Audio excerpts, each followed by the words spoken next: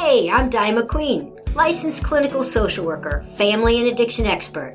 I'm here with Dr. Brian Jackson, my longtime cohort who specializes in the field of addiction. Welcome to Healing Families Shattered by Addiction. Di and I have worked with addicts, alcoholics, and their families for over 30 years combined. Our podcast and coaching programs focus on families who have a loved one suffering from addiction. Our experience has been that this disease affects families as much, if not more, than the addict or alcoholic. Is your world spinning out of control? Are you codependent? Are you experiencing worry, loss of sleep, and difficulty concentrating? If so, you're in the right place.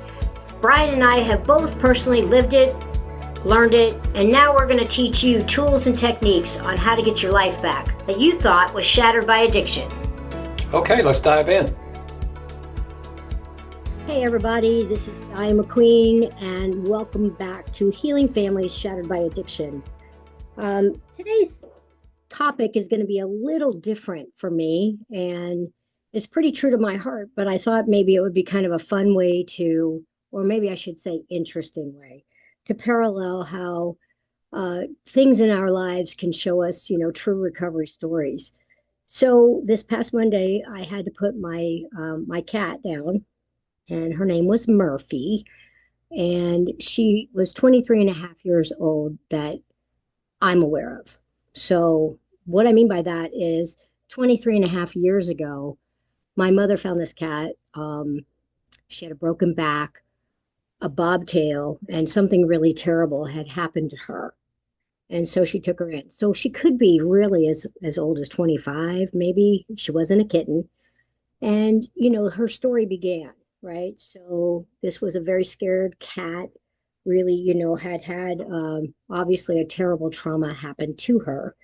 And we start to get to see how recovery works in our lives and how, I could take this across the board. Let's just put the footnote in that, when you think back, when I was using and abusing, there was no way I would have ever been able to take care of this cat.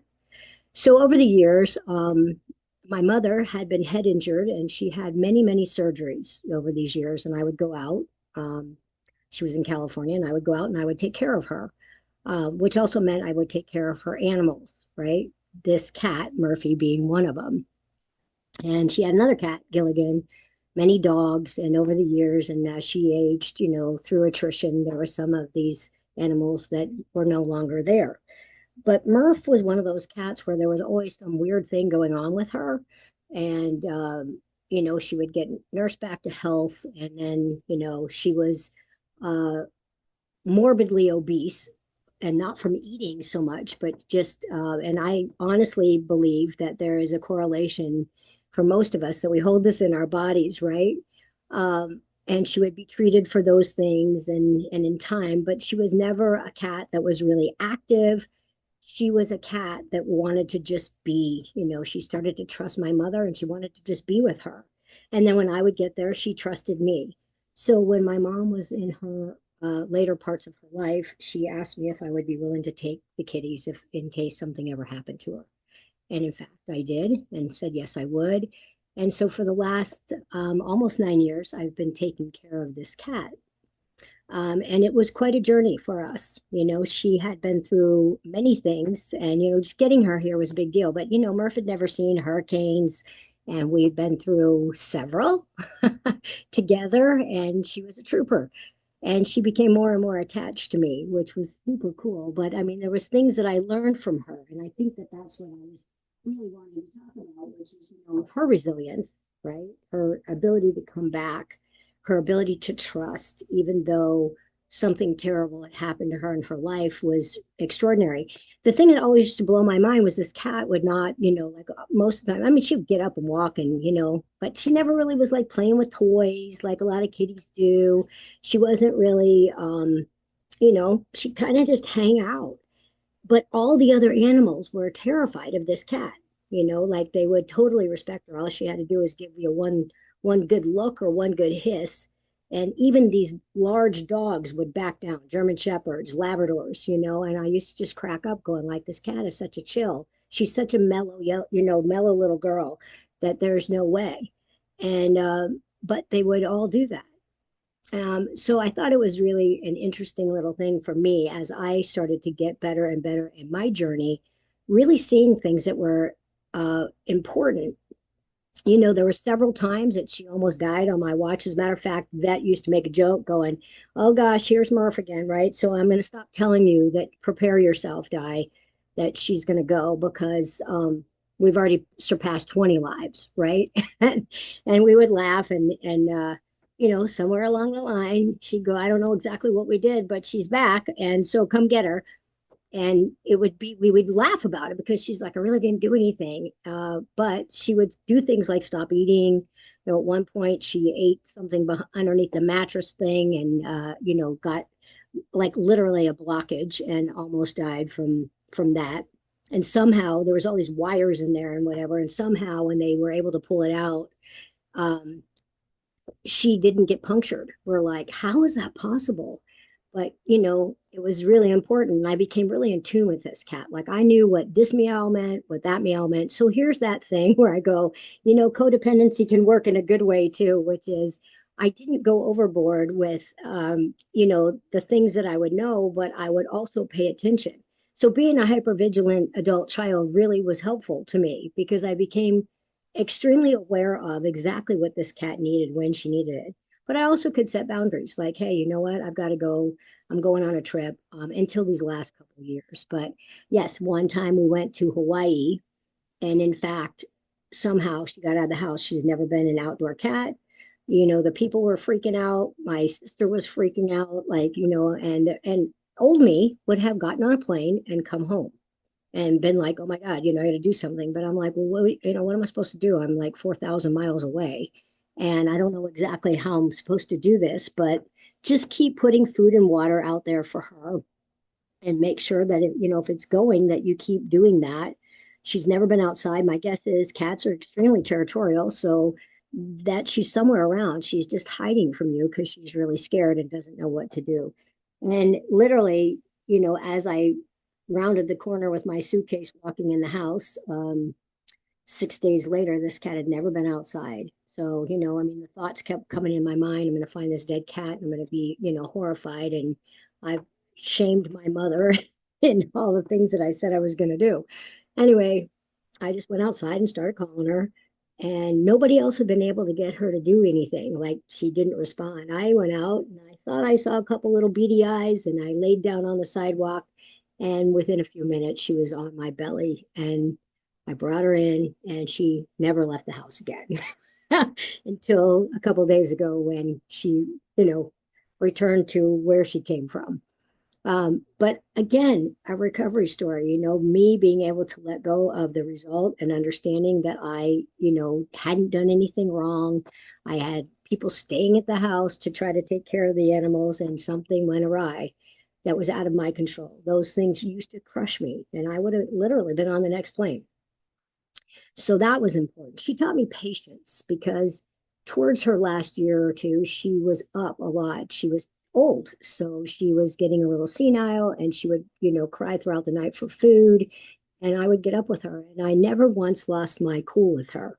And that is a true story. I never once. Now, that doesn't mean I never thought anything, but, going night after night after night with no sleep and what have you, or broken sleep, can tend to make someone really cranky. But I realized that, like, that cat is the one that's teaching me really important tools, like how do I want to be treated in my later years, how would I hope that someone would treat me when I could no longer control these things. If I had an accident, would that be the most horrible thing in the world? And she started to show me what true love really meant.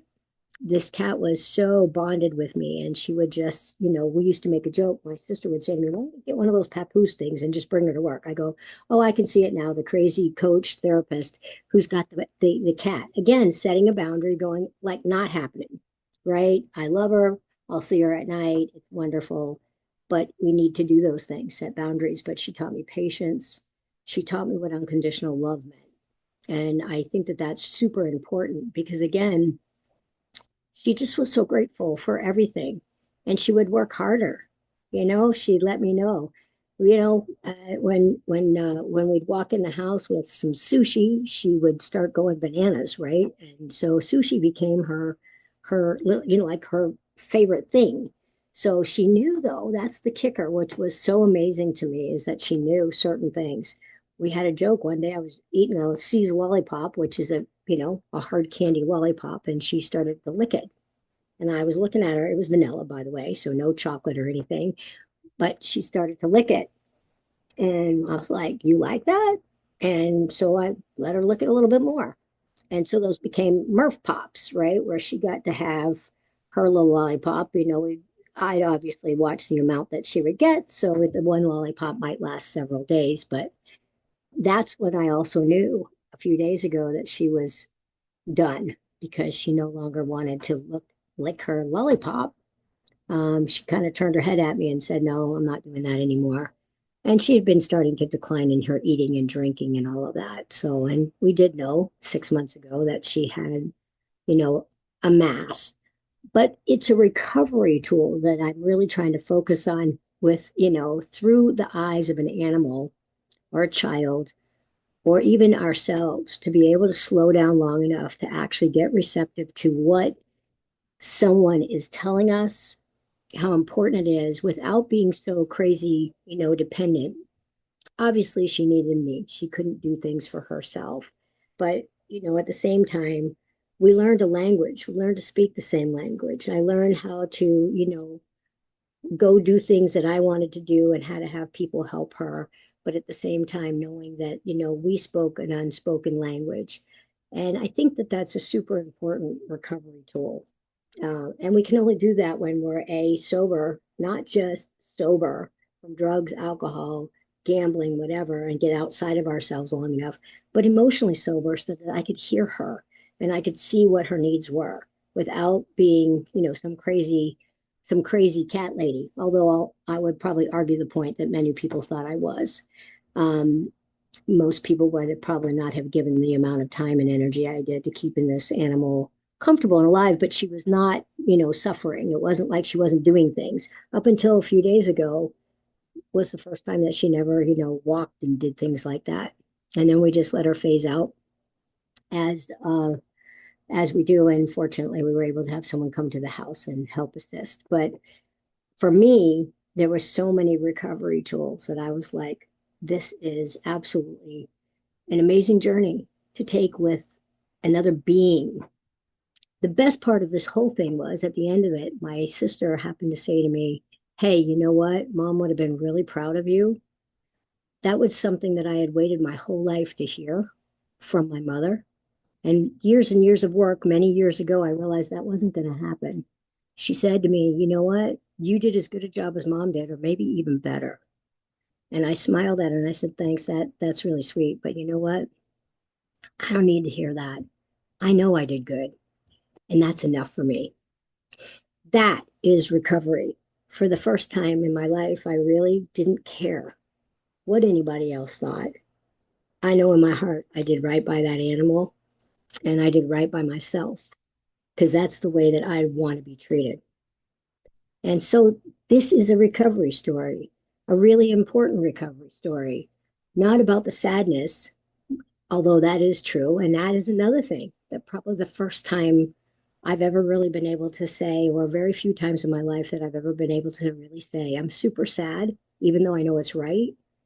I'm super sad. And that's just where I am today. Being able to be vulnerable and being able to be true to who you are is so important in recovery. It's not easy when you were told not to feel and not to think and not to think and feel simultaneously, for sure. And even when you did, someone minimized or told you what you were feeling was wrong. These are the things that, it's not trying to dish anybody in my past. They did the best they could with what they had, but they didn't have it. So how could they give it? It was so interesting to me to see, and it's super exciting to see myself be able to feel these things and be able to talk about it. Now, it's different. I know animals do pull that out of people, right? But at the same time, being able to admit it, to be able to, just rejoice in that moment and say, "Hey, thank you, Murph, for being able to show me how to love, how to learn, how to live through your eyes was quite a gift. I hope she's, having such a great time over the Rainbow Bridge with her, past friends and maybe even reconnecting with mom. Who knows? She was a beautiful animal and helped me in a beautiful way. And she's a great, great recovery story. I'm going to miss her. Thanks so much for joining our podcast, Healing Families Shattered by Addiction.